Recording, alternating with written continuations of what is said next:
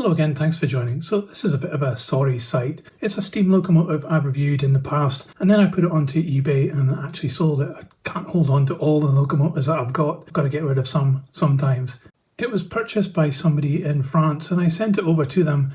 It was pretty well packaged, but it looks like the French postal system is probably just as bad as Royal Mail, and we slag off Royal Mail all the time for smashing up stuff en route. But it certainly looks like the French postal system had a game of football with the package, and the locomotive ended up in this state.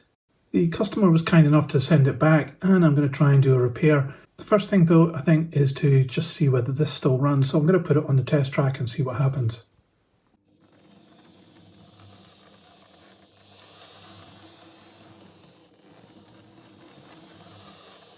Well, at least that's something. The chassis still works fine. So I guess we just got to put this back together. Now, I actually don't really know how this goes back together or where all these parts are meant to go.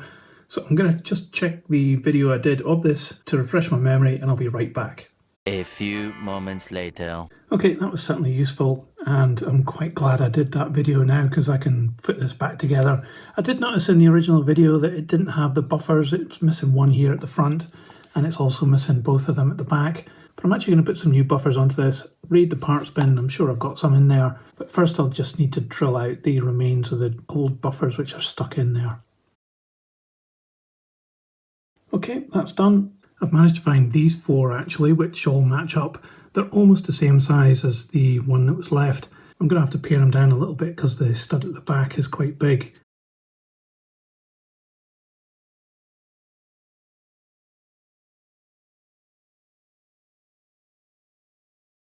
And there we go, we've now got buffers on this. Okay, now on to the next bit. So it looks like this part just clips in at the back here, but it looks like maybe these little tabs have broken. It might need a little bit of glue at the back, but it certainly needs glue at the front, and you can see that on the chassis here. So I'm just going to put some glue on here, and just a tiny little bit on here, and hopefully we can get this together. And for that, I'm just going to use poly cement.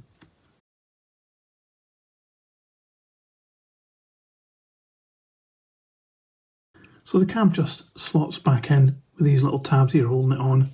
Should just be a push fit, I think. Okay, this pipework is next, and that fits on this side of the locomotive and attaches to the side of this box here. I think it's a sanding box. Just needs a little bit of glue here and on here. It doesn't need any glue on the other end.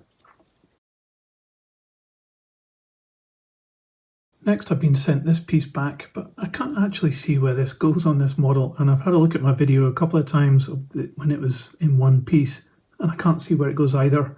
So I'm not sure what to do with this. I might just include it with the locomotive and somebody else might know where it goes. So this part is next, and it fits onto just right here on the side. There should be one on both sides, but I've just checked the video and the one on this side was missing when I got it. This one fits on this side though.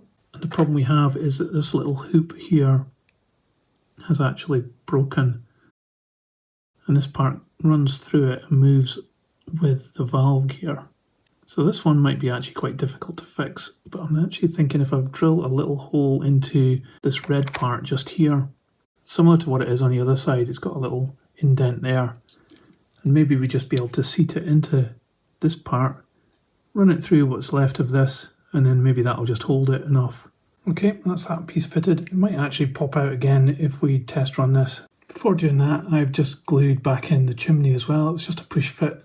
And I've glued back on this coupling as well. I don't think it's the strongest fit in, and it's definitely not the one that's meant to be on this locomotive, but it was at the time of sale anyway. So I've just stuck that back on there. So let's give this a go on the test track, make sure everything's running okay.